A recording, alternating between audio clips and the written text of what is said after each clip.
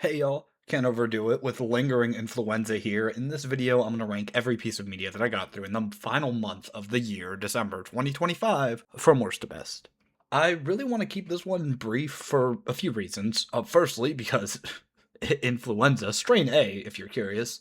Secondly, because we have other videos, including the top 10 media of 2025, which will include multiple pieces of media from this list itself. So I'm going to be talking about these series twice. And thirdly, because I know as I'm writing this script and when I'm done recording, I'm going to have to edit out a bunch of coughs and sniffles, and I don't want to do that much of that. So even though the script still ended up being pretty long, but whatever, it's fine. The worst piece of media that I got through this month is so easily the package day. For context, Horizon, a friend of mine on the channel, came up with a brilliant idea to turn VNDB, the visual novel database website, into an RNG nightmare, wherein he would essentially randomly generate a sequence of numbers that would lead him to landing on a visual novel and then he would play it. Now, for me, as someone with too much pride and too little shame, I decided to throw my hat in the ring as well.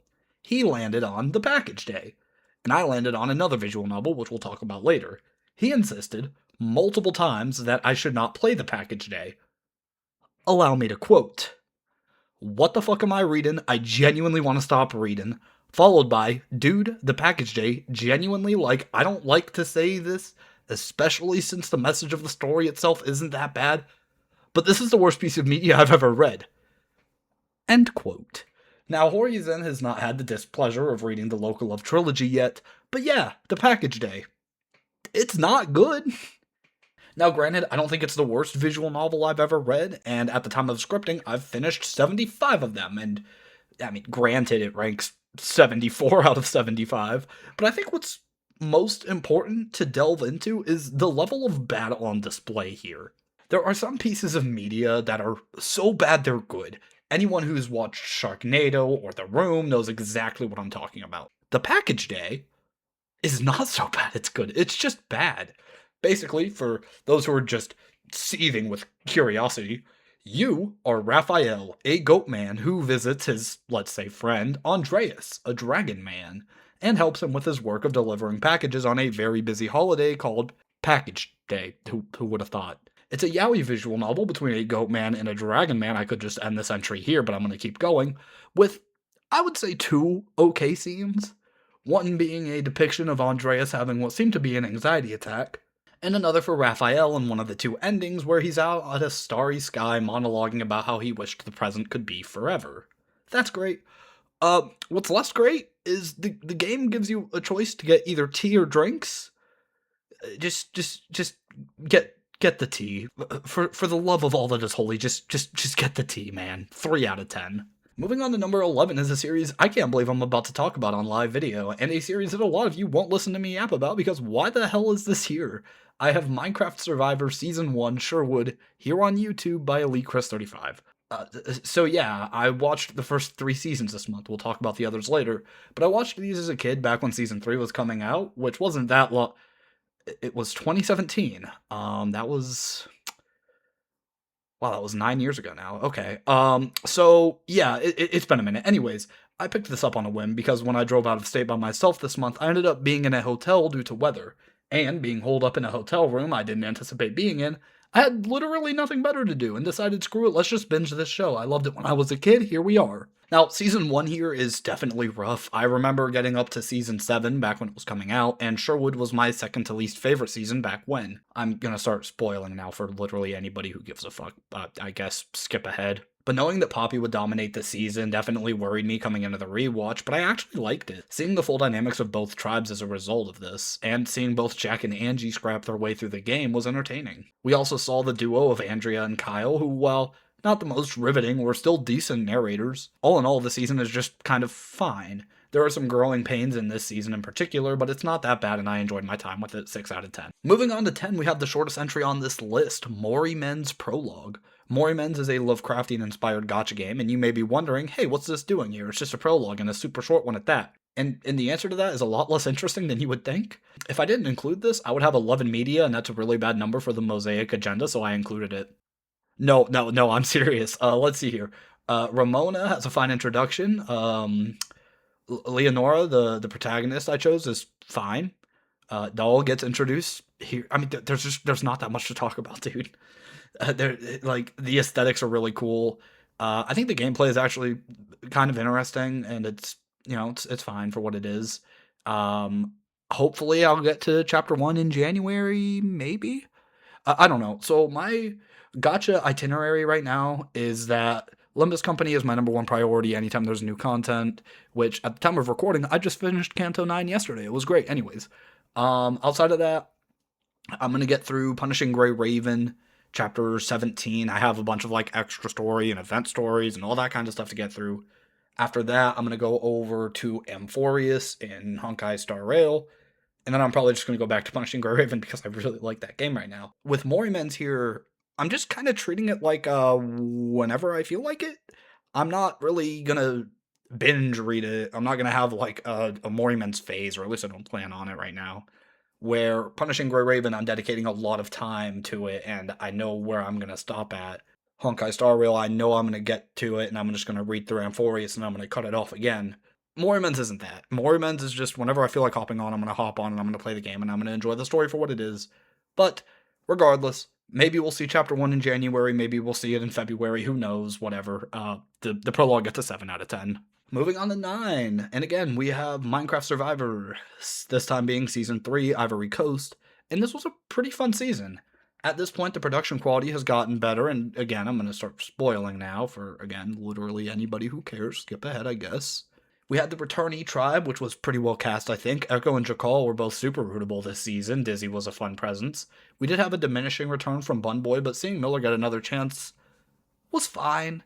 I mean, to be honest, I don't really find Miller that entertaining on either of his seasons, but it was fun to, get to watch him actually play the game this time. For the newbies, the likes of Infernox, Jaden, Sooner, Ada, Derpy, and Gamer were all pretty standout, with the rest of them just being less favored by moi. Watching Sooner navigate the game is probably the best aspect of the season, but seeing Echo play this more underdog role was really fun, and we had some small moments like the awkwardness of Aquatic and Ada in the beginning, the messiness of Derpy's gameplay, Dizzy completely overplaying his hand at the merge, Jakal wastes his idol, and that was fun, and again, Echo being the underdog was really entertaining. All in all, it was a good season, even if it wasn't the best. 7 out of 10. Moving on to 8, and we can now talk about the other visual novel that I got through, Offside, which is what I got when I randomized VNDB. And I mean, dude, I just find this so fucking funny, bro. So Hori Zen, when he did his randomizer, he got a poorly made yaoi on a fictional holiday about a goat man and a dragon man.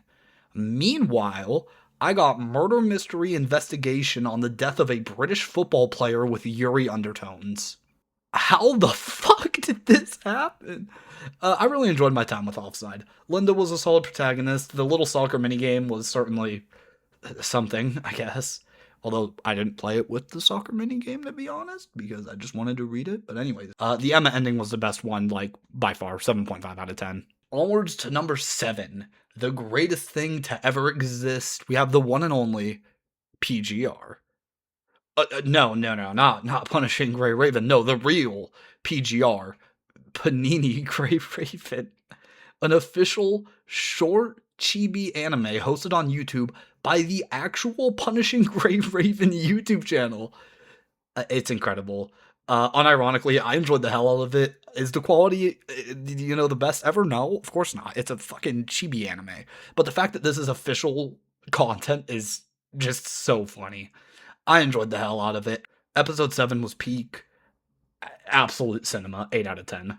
Now we're here at number 6, which, again, most people will not care about. But we actually have an official Survivor season, that being Survivor US, Season 49.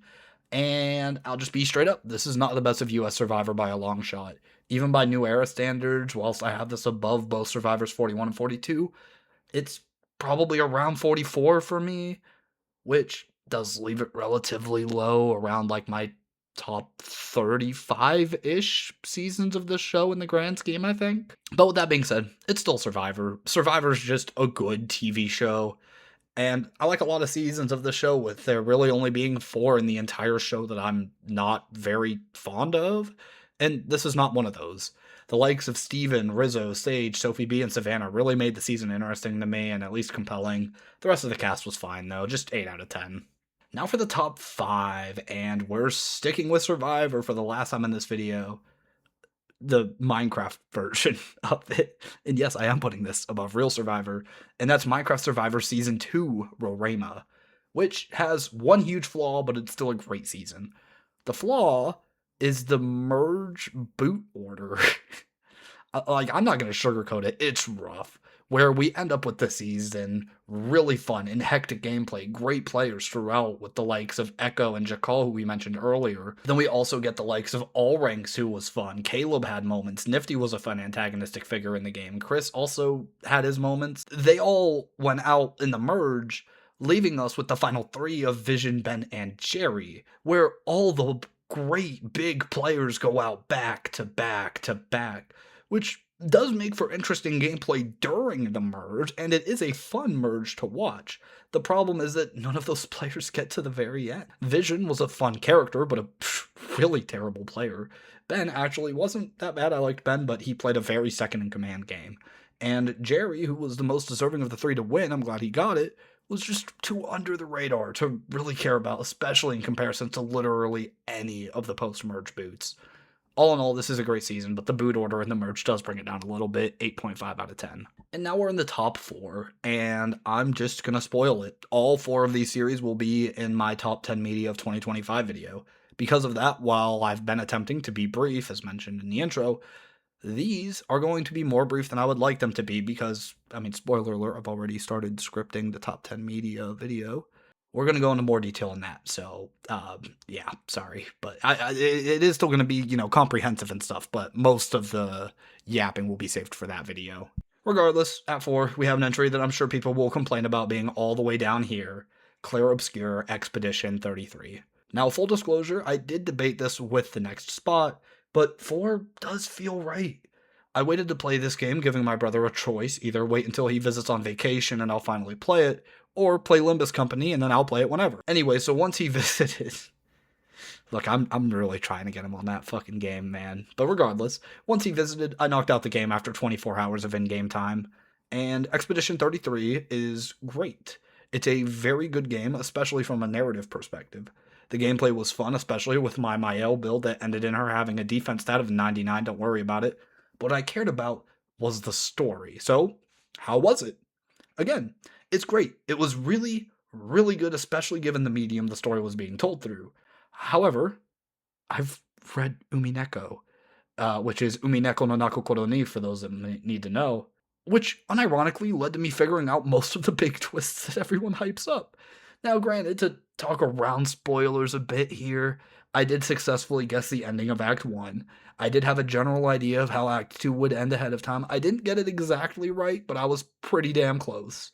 And for Act 3, I had clocked the ending pretty early on, with only being technically wrong because I was wrong about the execution, where I expected this final choice to be made by one person, and I'll leave it at that. The script for the top 10 media video will be a lot longer so I can get my thoughts proper, but SGA is the best character, 9 out of 10. Small little note on that, because I've already written the script for that. It's 1,300 words for just Expedition 33. But regardless, 9 out of 10. Now at 3, I cried. No, seriously, not teared up. I cried during episode 10 of Violet Evergarden. That shit made me cry. For Violet Evergarden itself, this one will be super brief.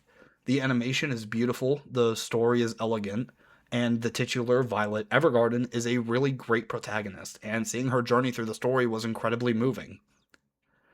Yeah, that's all I got right now, bro. 9.5 out of 10. Moving on to number 2, and this choice sucked. Like, we've had tough choices in the past in these videos. I mean, you got HI3 Chapter 25 and Kanto 6, Kanto 7 and Kono Oto Tomare, the Elysian Realm arc, Elden Ring, and Ave Mujika all battling for the top spot. We had chapters 11, 12, and 13 of Punishing Grey Raven on one of them. But this choice was tough for different reasons, and it has to do with my rules for this. But I decided that because of the timing of this video coming out right before the top 10 media, it's okay to break my own rule. I'm just being a hypocrite here. So for the runner-up, I have Honkai Impact 3rd Chapter 35, the last part of Honkai Impact 3 Part 1, which I would normally just count as HI3 Part 1 here. But I'm going to do that in the other video, so this is strictly just Chapter 35, which was amazing, an incredible chapter. Granted, I have it below the likes of 25 and 31, but it was incredible. I'm not going to spoil anything, so I'll just say that Kiana's conclusion and really her journey throughout Honkai Impact 3rd was one of the best character journeys I've personally experienced. By my own metric, it's the second best, only behind Haku from Utawari Rumono, 10 out of 10.